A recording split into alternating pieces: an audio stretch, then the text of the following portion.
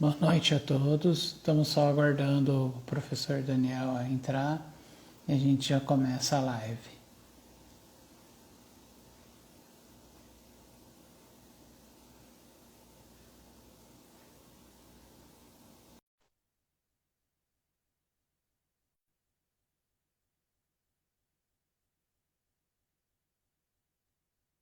Boa noite, Igor. Boa noite, tudo bom? Tudo bem? Tudo bom. Estou vendo se consigo.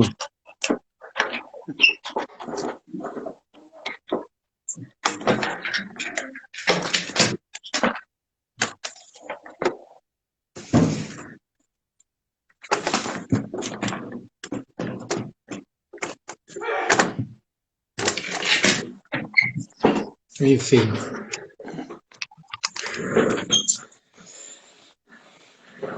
Então, o trabalho nosso de hoje, a conversa nossa de hoje é sobre Jordan Peele.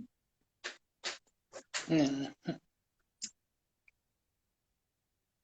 Hoje vamos falar aí dos personagens, das personas, né? E trazendo um diretor aí com dois filmes que mudam a nossa concepção de personagem, de personalidade, né? Muda um pouquinho esse olhar que a gente tem pelos personagens, né? Começa então, vamos lá. Vamos lá, então, eu estava pensando um pouquinho aqui sobre, né? Nós trouxemos aí o Corra e o Nós, dois filmes aí fantásticos que. E eu pensei, antes de eu falar dos filmes, antes da gente falar dos filmes, vamos pensar um pouquinho, né? Vamos contextualizar nossa turma aí, o pessoal aí, um pouquinho dessa contextualização que os filmes, esse diretor aborda, né? Assim como outros, como o Lars von Trier, o Gus Van Sant, né? O Kubrick fazia isso, né? Que é o quê? Uma linguagem que é um pouco diferente da comum, vamos dizer assim, do senso comum. No senso comum, e a gente aprende isso na escola, e a gente vê isso na grande maioria do cinema, das séries, o personagem é construído para fazer parte de uma história. Existe uma narrativa e aí se constrói um personagem dentro dessa narrativa. Vamos pegar lá a tragédia do navio que bateu no iceberg, lá o Titanic. É um fato histórico real.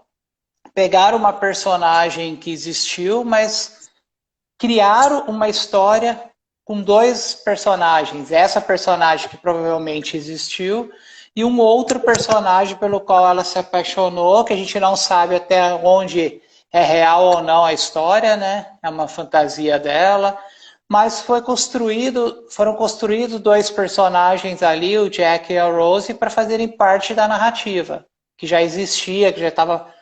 A gente pega outros filmes aí, pega Star Wars, você tem uma trama toda em volta de uma luta entre duas, vamos dizer assim, um grupo de rebeldes lutando contra ali o Império que está querendo dominar uma galáxia ou o universo. E aí, nesse entremeio, você coloca o herói, o Luke Skywalker, com a jornada do herói para fazer parte da narrativa. Com o Korra e com o Nós, é totalmente diferente. Porque o personagem não foi construído para a narrativa, mas a narrativa é o personagem. Então a gente Aham. começa a ver que a história toda é o personagem em si, está construindo a personalidade, está fazendo a estrutura das máscaras desse personagem. Cada uma das pessoas que vão aparecer ali no Corra, que vão interagir ali com o Chris, personagem central, elas, na verdade, fazem parte da construção do próprio Chris, né? Até onde elas são reais, até onde elas não são, até onde tudo que está acontecendo é real ou de repente não se passa dentro da consciência dele, né? Há um jogo É. ali, inclusive do amigo dele, que dá esse contraponto entre o real e a fantasia, porque o amigo dele ali aparece como um sujeito que está envolvido naquela trama entre aspas, de terror, e de repente esse amigo dele está no carro lá com o policial. E aí, É. quem ele é de fato, né? Onde está a fantasia, onde está o real, né? Há uma leitura que pode ser uma leitura psicológica de Corra, não? Aí, Sim. que é uma construção de uma realidade psíquica que de algum modo tem pontos nos quais a gente não pode distinguir entre o que é real e o que é imaginário, mas que faz parte da realidade psíquica desse personagem, né? Sim. Então, se a gente, eh, de algum modo, desmontar a dicotomia imaginação, realidade fictiva e pensa que se trata de uma realidade psíquica, tanto o início quanto o fim sustenta a possibilidade de uma consistência, Com porque certeza. no final aparece o amigo como policial, mas aparece depois de que toda a cena transcorreu. E aí, ao mesmo tempo que dá para fazer uma interpretação psicológica, podemos dizer assim, ou de funcionamento do aparelho psíquico, ao mesmo tempo dá para fazer uma interpretação política, Sim, não? com Que certeza. tem a ver com o racismo, que tem a ver com a tolerância eh, e a política do politicamente correto, Correto. Uhum. de inclusão social dos negros em uma sociedade de brancos, mas para que cumpram funções específicas em relação com os brancos. Com Y me certeza, né? parece que esa es una denuncia que puede ser vista como una de las posibles lecturas de ese filme, ¿no? O Eu até. sea, É, ao mismo tiempo que un negro tiene un imaginario do branco y se relaciona a partir de ese imaginario, o branco tem uma posição em relação com o negro que tem a ver com uma estrutura simbólica e inclui esse negro dentro de um sistema político de brancos e é tolerante e é até simpático desde que esse negro cumpra a função que o branco espera dentro da sociedade, não?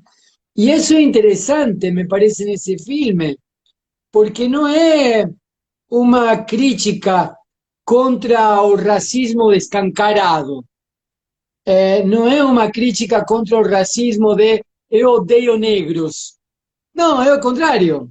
Me parece que é uma crítica contra o racismo de eu amo negros.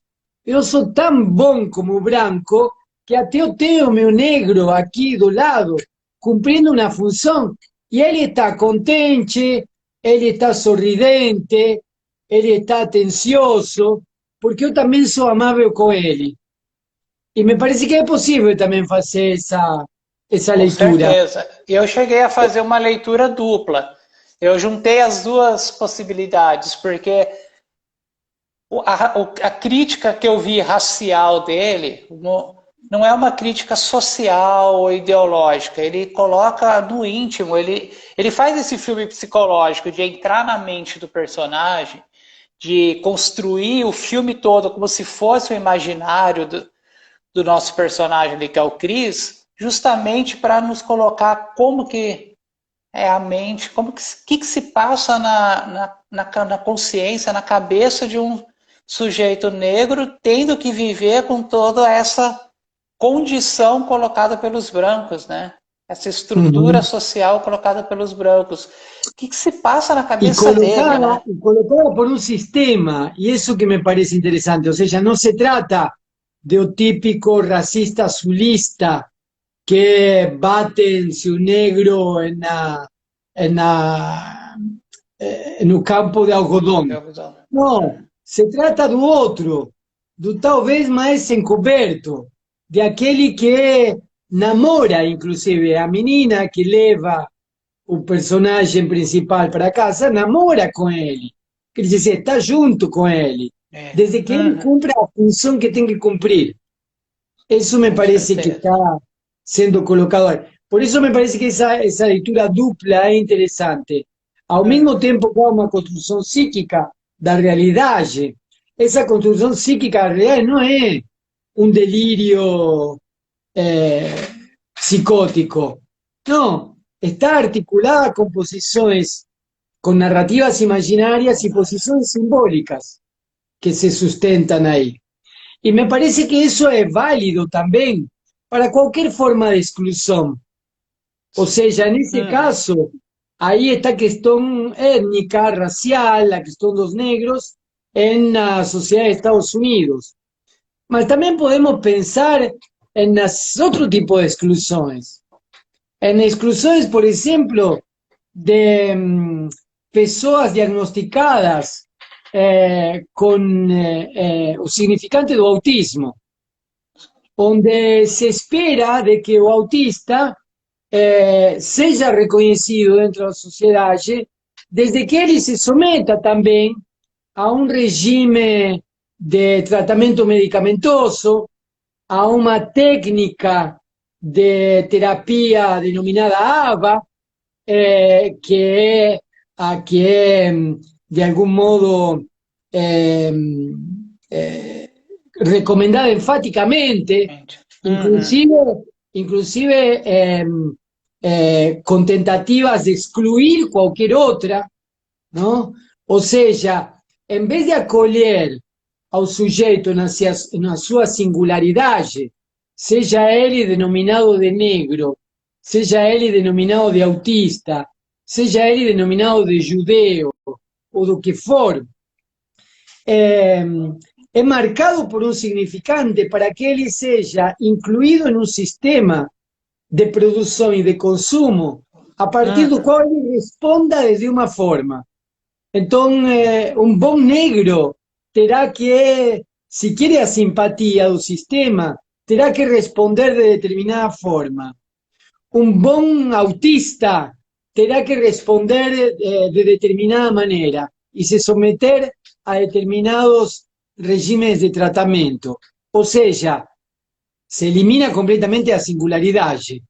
Com certeza. Né? É uma questão que eu vejo de colocar o sujeito, o negro, o autista, o judeu, como você deu exemplo, colocar ele como uma função que sustente a ideologia enquanto objeto de desejo daquele sujeito dominante, né? O poder, né? Ele usa da sua ideologia, da sua estrutura social, da sua estrutura ética para construir um poder. E aí eu diria mais, esse discurso de tolerância, de simpatia que há no texto, no filme de Jordan Peele, está ao serviço não do próprio branco, sino ao serviço do capital, que faz circular todos esses lugares e todos esses mecanismos e todos esses funcionamentos. Porque no final todos se dan mal aí. Todos se dan mal. Então, digamos, cada um vai cumprir uma função, porque, em definitiva, o sujeito da trama é o capital. E cada um vai ter que ser tolerante, simpático, cada um a seu modo. E cada um buscando seu lugar. Com certeza, né? Eu estava pensando agora, né? Trouxe algumas questões, então estava pensando na relação com o nome do filme, né? Porque o nome Corra me parece um nome um tanto não significante para o filme, né? Porque esse sujeito ele não tem a possibilidade de correr exatamente, né? Ele está fugindo de quê e do quê? Mas o nome original do filme me traz uma reflexão muito importante, que é o Get Out, né? O Get Out significa fugir, não correr, né? É uma fuga, né? Ao mesmo tempo significa descobrir, então há uma descoberta do que está acontecendo, do desvelar o que está acontecendo, e ao mesmo tempo é um termo que já foi usado principalmente na Inglaterra pelos psicanalistas lá na década de 60, 50, para falar sobre o fora de si ou a perda de consciência, né? Então eu estava pensando o quanto que essa posição social que a gente estava falando aí, do capital, o capitalismo, a estrutura toda, não faz o sujeito, ao tirar ele do lugar dele, o lugar do negro, o lugar do autista, o lugar do... a singularidade, né? Tirar ele do seu lugar de pertencimento e colocar ele como um estrangeiro dentro ali, por exemplo, da casa dos brancos, e ele tem que cumprir uma função social para que a estrutura econômica funcione, se isso não faz com que ele tenha uma perda de consciência, no sentido de que ele é estruturado psiquicamente para não pensar mais como negro, como judeu. No pensar como a un acontecimiento singular en el registro de su relación con la negritude o con a judaidade o con su condición psíquica. Me parece que ahí el problema es ese justamente. O capital, en la medida en que precisa un sistema que funcione, no tolera a singularidade. Não tolera a singularidade. O capital é inimiga da singularidade. Então é preciso o tempo inteiro someter o singular ao padrão, seja o padrão identitário, seja o padrão normativo, estabelecer novos regimes de normatização e de padronização, seja genérico ou seja coletivo, grupal, digamos assim. Não? Hoje o capital tem uma política de vendas y de comunicación para las personas que arruman el bigode de una determinada forma, para las personas que asisten Walk and Dead, para las personas que, que asisten Star Wars, para el tipo de persona que, quer dizer, ellos dividen a sociedad en grupos, encontran regímenes más o menos padronizados de comportamento y encaixan a singularidades en esos comportamientos y exigen que desde ahí ese sujeto responda, ¿no? Responda a partir del régimen de producción y de consumo. Y me parece que o trabalho de Jordan Peele en ese filme Corra va en ese sentido. No, a singularidade de um ato amoroso, a singularidade de uma história de amor entre a moça e o rapaz não consegue se sustentar nesse sistema. Não consegue se sustentar. Cada um vai ter que cumprir uma função, né? Com certeza. Eu pensei nisso quando eu estava pensando na questão psíquica, da ideia de os símbolos que tem no filme. Esse filme tem muito símbolo, né? Então, o primeiro símbolo ali que aparece, que é a relação mais importante, que é o espaço, né? O sujeito ele é levado para casa lá para conhecer a família da moça. A casa, eu pensei nela como uma estrutura de um lugar da mente do outro, né? É o lugar do outro, mas é a mente do outro. A mente no sentido de ele ter que se adequar aos costumes, ao modo de pensar desse outro, a relação como esses outros tratam ele por ele ser negro. Então ele tem que se adequar, ele tem que se fazer o papel do negro que o outro quer, né?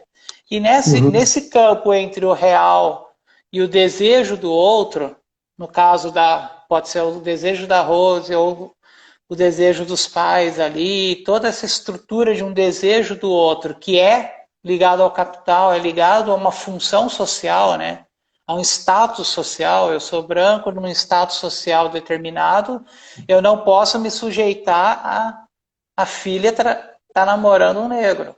Então há essa estrutura toda. E aí quando ele entra na casa, é como se ele... Agora eu tenho que pertencer ao lugar do outro. Então, mas a filha tem uma função que é levar negros para essa casa. Não é que ela tem um encontro amoroso com ele. Ela tem uma função. Não se sustenta, a relação amorosa não se sustenta como acontecimento singular, porque ela já cumpre uma função, que é de levar negros para essa casa. Para essa casa, justamente. Ela é uma espécie de uma catequisa, né? Está catequizando ali os negros, né? Para entrarem nessa condição. Isso.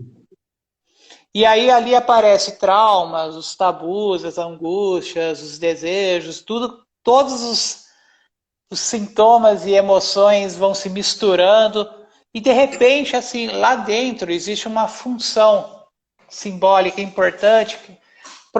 Os negros, eles são tem duas condições, né? O primeiro, os negros são levados a uma cadeira na qual lá existe uma estrutura que ele vai ficar preso e condicionado a uma espécie de uma hipnose, que seria essa hipnose para mim seria uma metáfora da imposição mental, né, psíquica que estão fazendo ali, é uma tortura psíquica, né, que fazem com Sim. ele lá, com o Cris. Então eu fiquei pensando, se essa cadeira de repente não é um lugar de pré-consciente. Por que pré-consciente? Porque ele chega, ele está consciente, e de repente ele é levado a um outro lugar, né?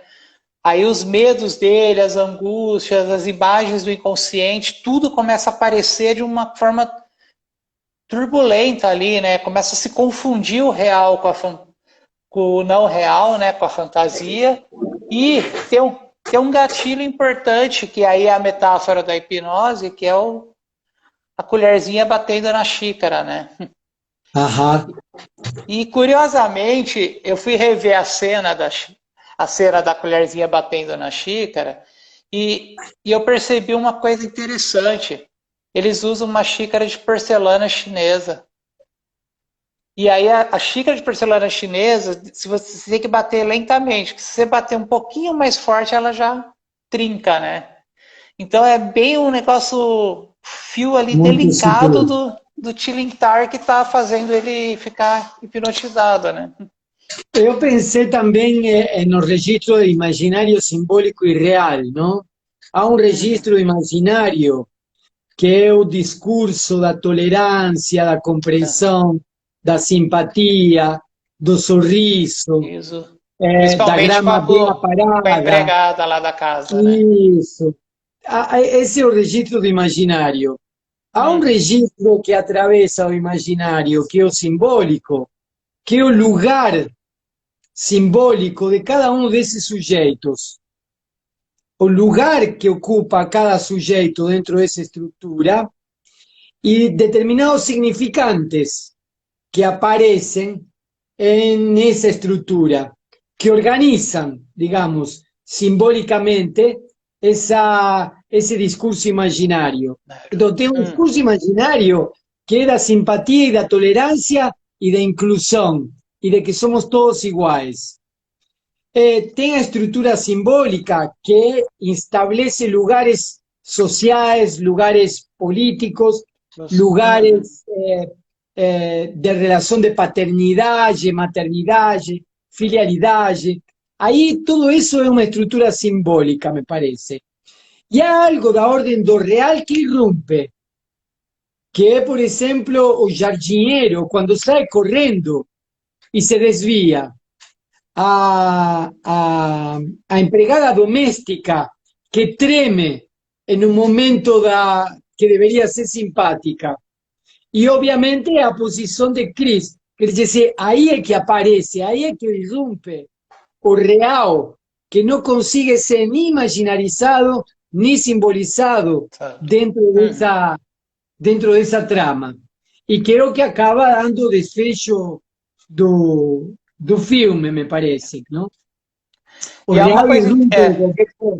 é uma coisa interessante que todos os momentos do real tem o tremer, tem o sujeito que lá o jardineiro que correu, tem o Chris que está em alguns momentos ele sai correndo também, ele tenta buscar um outro lugar, né, de fuga, mas todos esses momentos do real, eles são no silêncio, né?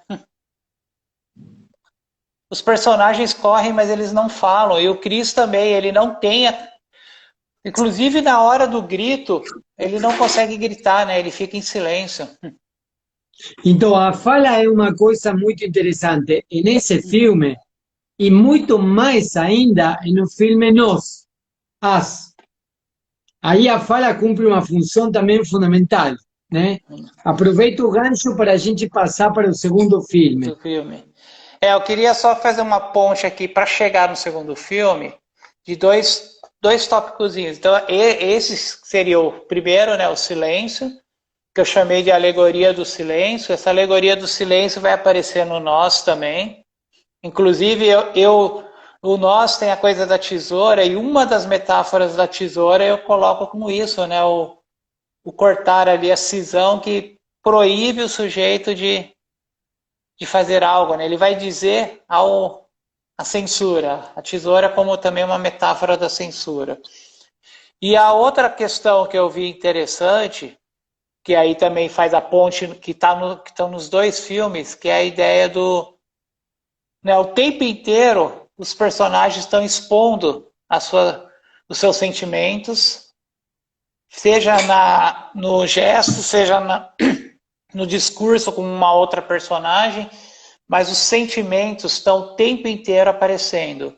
E há então um desvelar desses sentimentos, né? Tipo, os sentimentos estão lá presentes.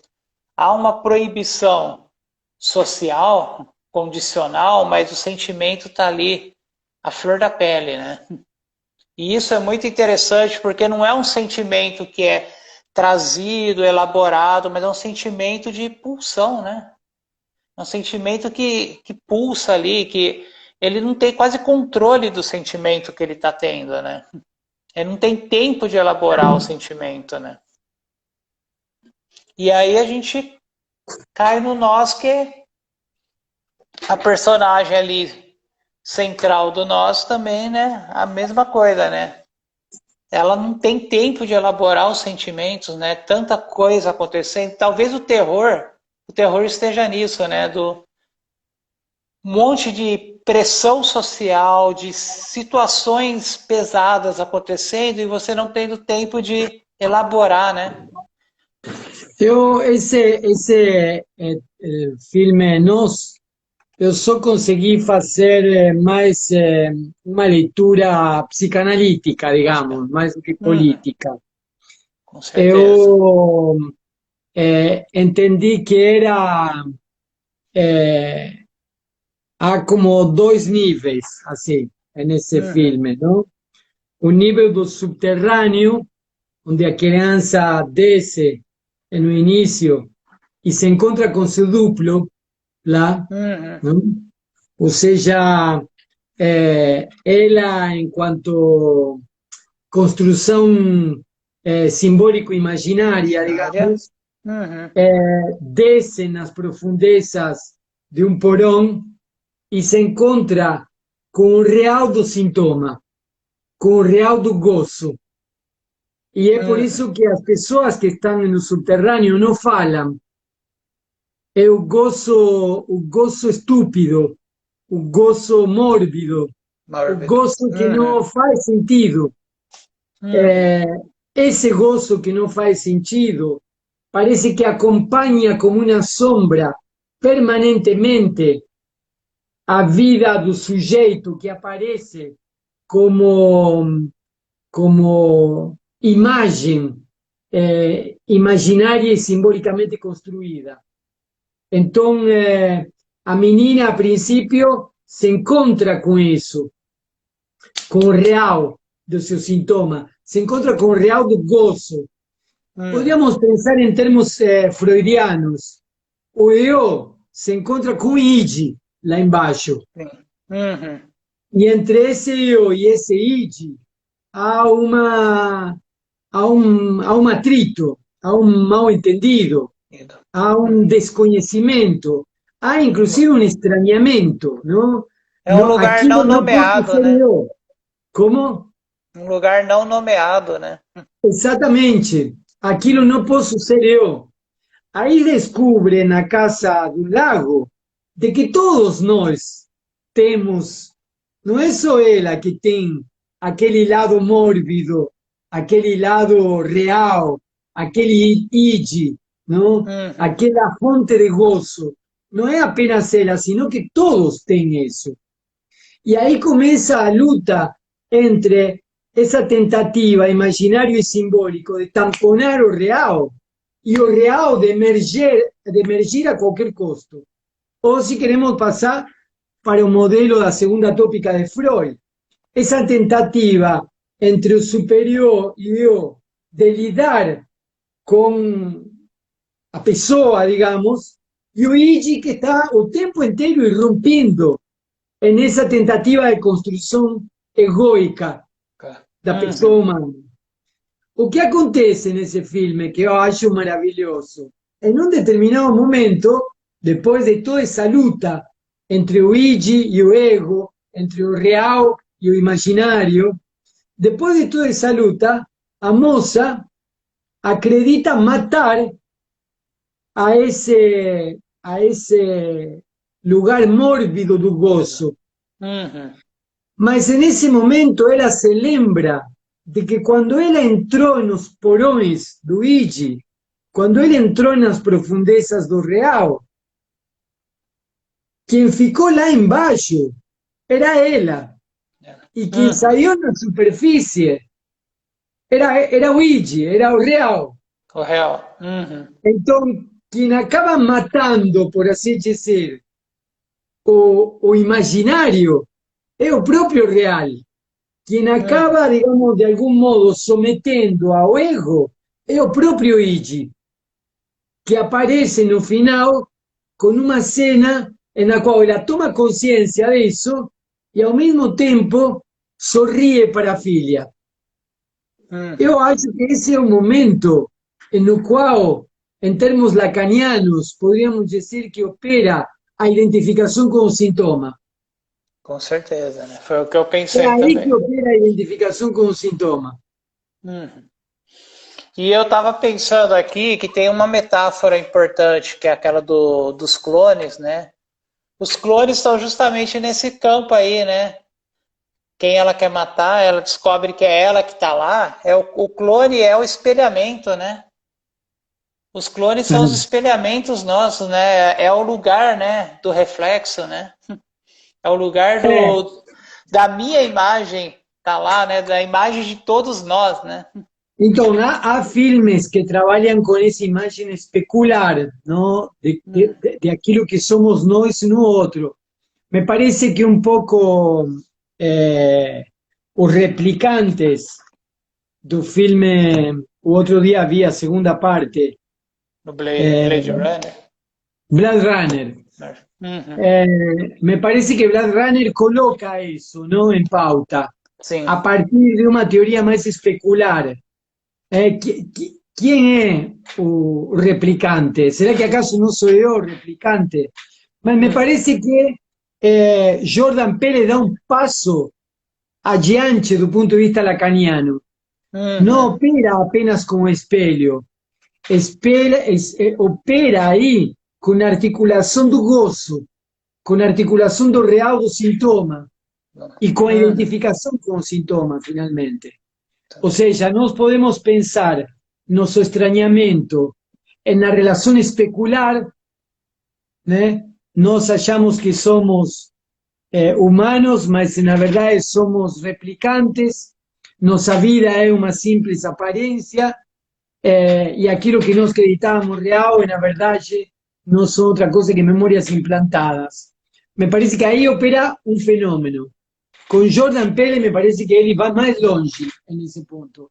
Por isso que eu tentava associar essa coisa desse personagem meio, porque inclusive a única que fala, se você nota, é a moça. Por que é a única que fala? Porque é a que desce e que fica lá embaixo. Os outros não têm fala, os outros meramente gritam, porque aí são o real do gozo, não? Mas ela é aquilo que ficou lá embaixo e quem saiu foi a outra, que adquiriu linguagem, não? Justamente, e ela essa coisa inclusive da personagem, né, que vai se tornar a Red, né, que ela vai se tornar ali, que tem um jogo de transferência e projeção que explica, inclusive, essa coisa do sintoma, né, explica aí, então, a relação do sintoma, porque é uma transferência e é uma projeção, né, ela projetando essa relação aí do eu em confronto com o id, né? E, Eu acho que é um excelente filme, Igor, é um excelente filme para trabalhar a segunda tópica freudiana, é um excelente filme para trabalhar a questão do real do sintoma em Lacan, é um excelente uhum, filme para trabalhar a identificação com o sintoma em Lacan.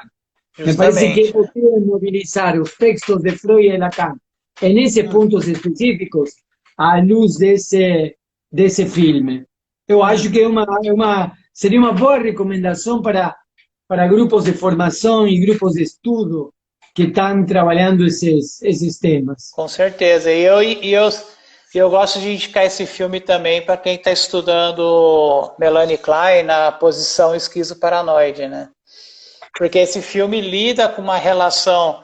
Ele tem duas funções ali, né? A primeira com quando aparece a questão da paranoia, do delírio, né? Com a ideia da perseguição, que ela começa a ter aquela síndrome de perseguição, estão me perseguindo, e ao mesmo tempo existe um jogo de ciúmes que aparece também ali no filme, e ao mesmo tempo tem a tesoura, fazendo ali o splitting, né, o spalting, que é a cisão, e criando justamente esse campo do duplo, do delírio, então é Aham, bem interessante, porque inclusive tem uma fala que eu separei ali, na verdade, duas falas, né? São duas falas. Uma, quando ela olha para a criatura lá, o clone ali, ela olha e ela diz: parece uma parte, mas não é. No português, eles traduziram: você parece comigo, mas não é. Só que no inglês, o original, tá: você parece uma parte, mas não é. E aí é, tem muito a ver com a esquizoparanoide, né? Que você é uma parte minha, mas ao mesmo tempo parece que não é, né? E é interessante ela falar isso pro clone, né? E outra situação interessante é a coisa da camiseta que a Adelaide usa, né? Que é daquele movimento. Aí vem um pouco da reflexão dos movimentos negros, porque é aquele movimento USA for Africa. E aí tem a música lá do Lionel Rich, do Michael Jackson lá, que juntaram aquele monte de cantores da década de 80 para fazer o We Are the World, música que ficou popularizada, mas é interessante porque aparece ela com a camiseta do movimento, mas tem um jogo que bem nessa hora ela dá a mão, aperta firme a mão de uma criança. E há um aham. jogo da própria música lá, We Are the World, que era a ideia do We Are the World e We Are the Children. E há um resgate, parece que dá para a gente pensar na psicanálise desse resgate da infância que apareceu lá dentro do túnel, né? Sim. Esse resgate que ela teve aí das primeiras fases do desenvolvimento humano, que ela resgatou lá o passado dela lá no túnel, né? Eu estou inclinado a pensar de que esse resgate da infância é um resgate da estrutura, A não? estrutura. Da Uhum. condição de estrutura que aparece depois na idade adulta.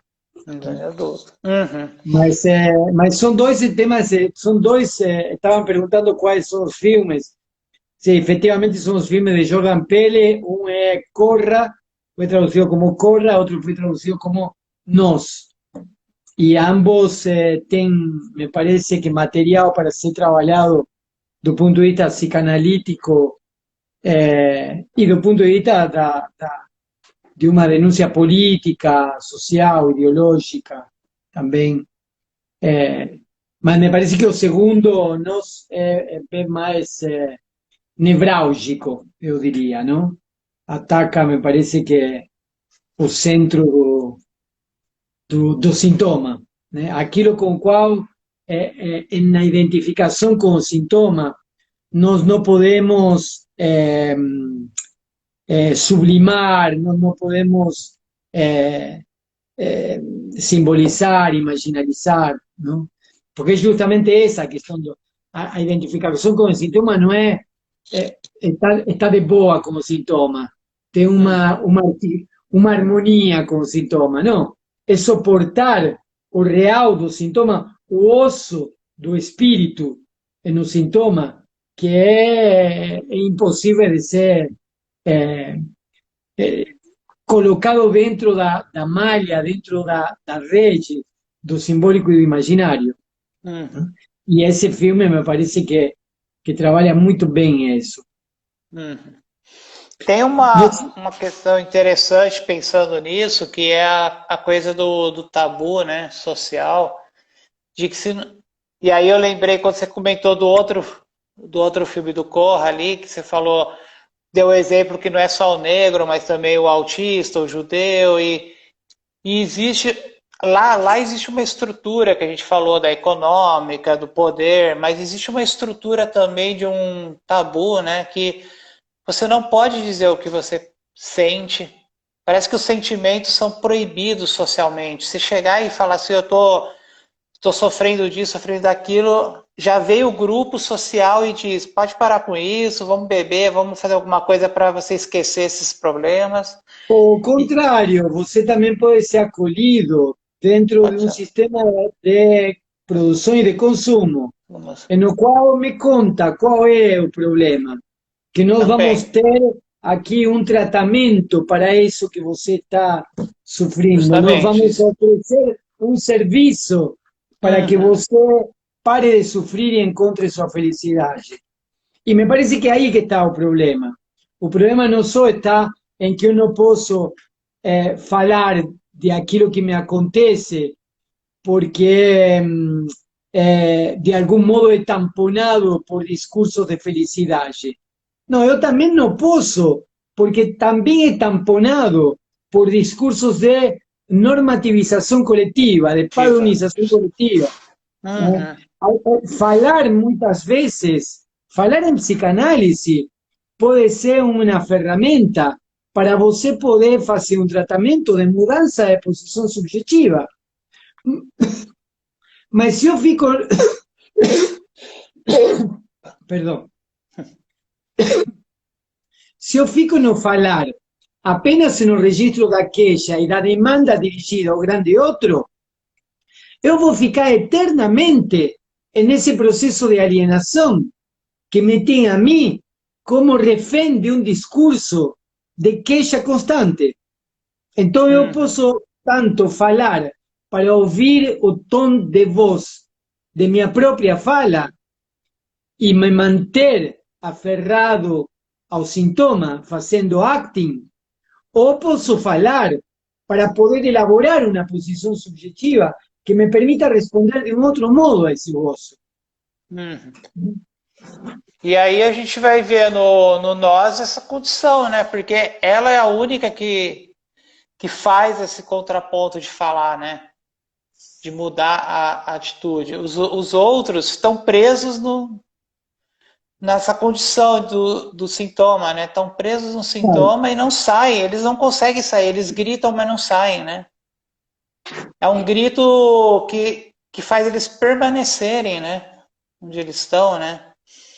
Me lembrou um pouco esse filme, quando eu assisti a primeira vez o Nós, eu vi Alice no País das Maravilhas.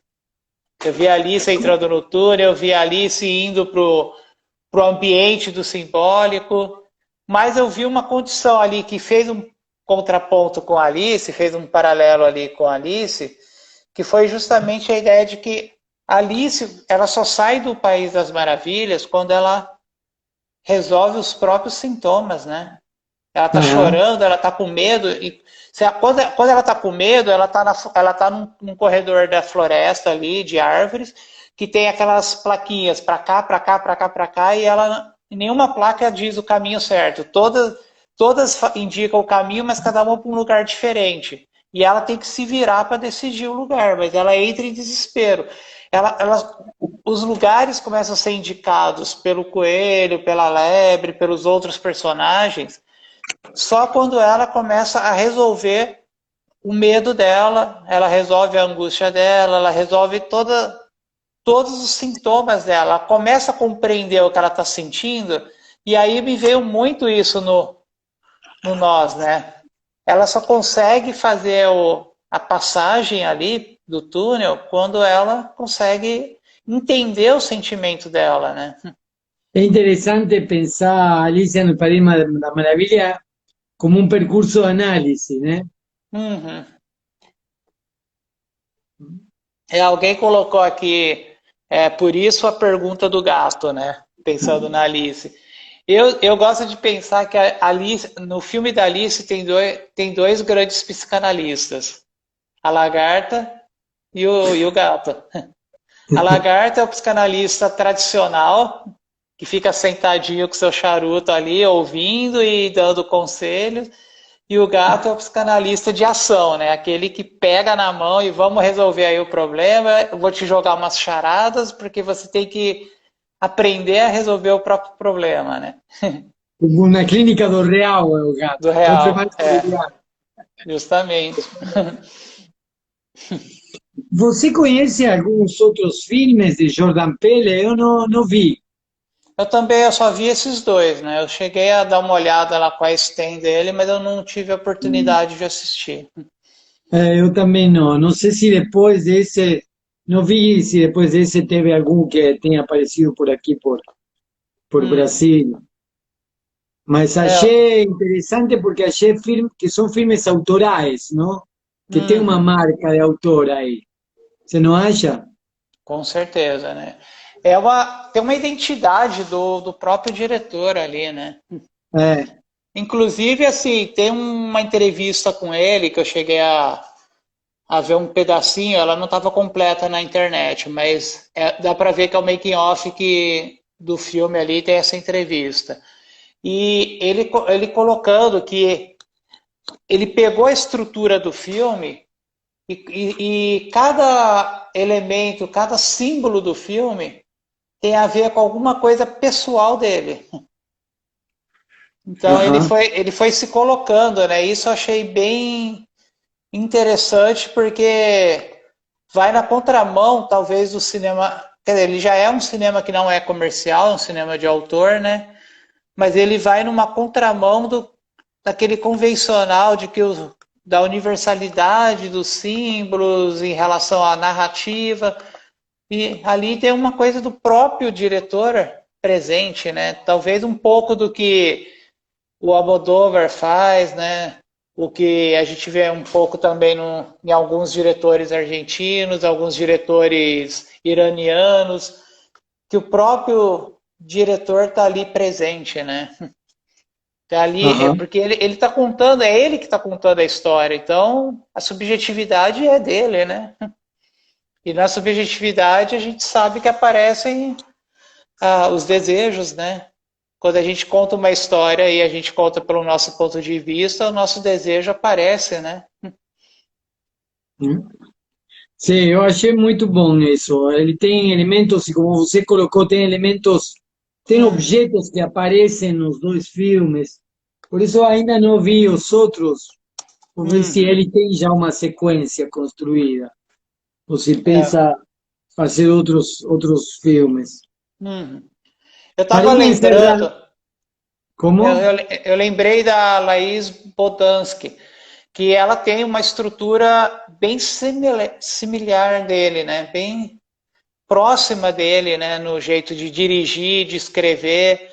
E aí eu lembrei do que o Corra tem uma estrutura que lembra muito o Bicho de Sete Cabeças, né?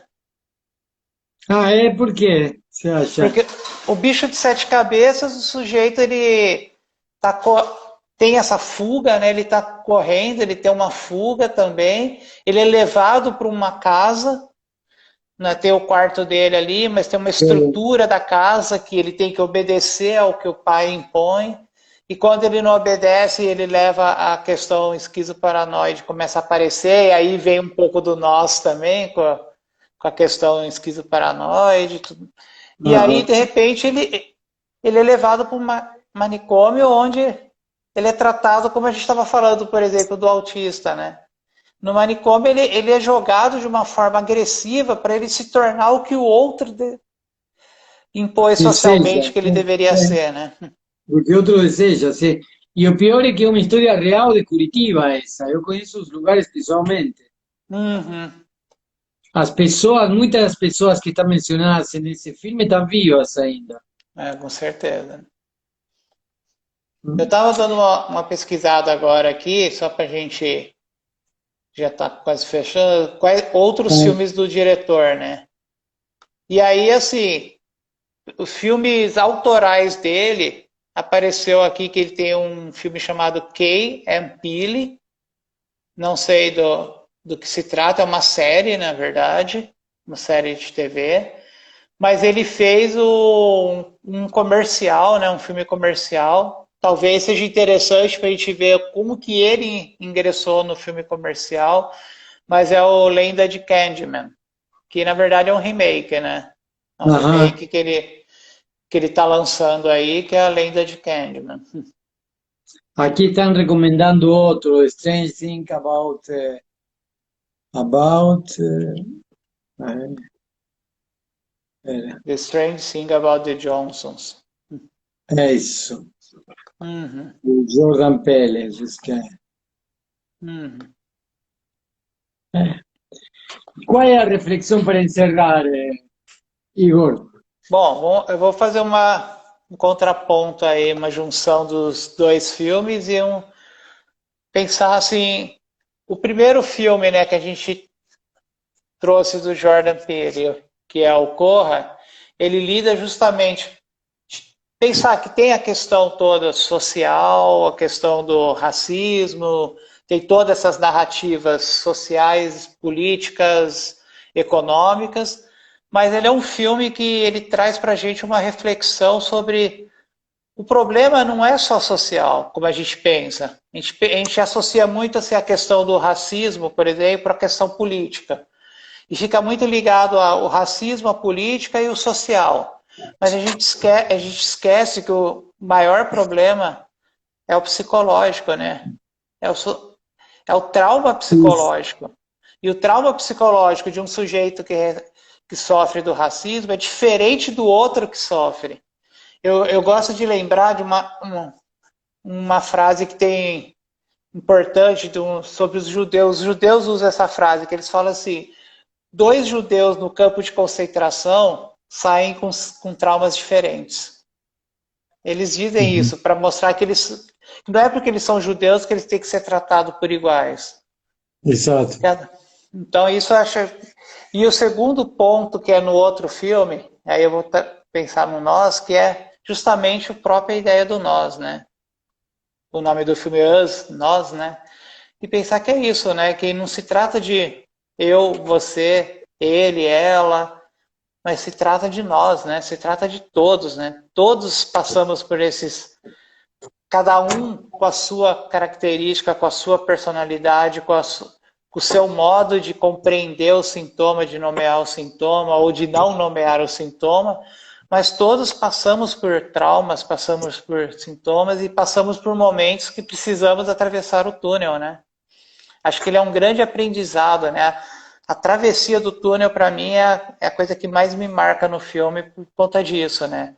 Porque ele é um aprendizado, né? Que enquanto a gente não atravessa o túnel para entrar no buraco, na camada lá de baixo, ou quando a gente atravessa o túnel depois para sair do buraco, enquanto a gente não faz essa travessia de ida e volta, a gente não resolve, a gente fica preso lá no sintoma, né? Fica repetindo o sintoma.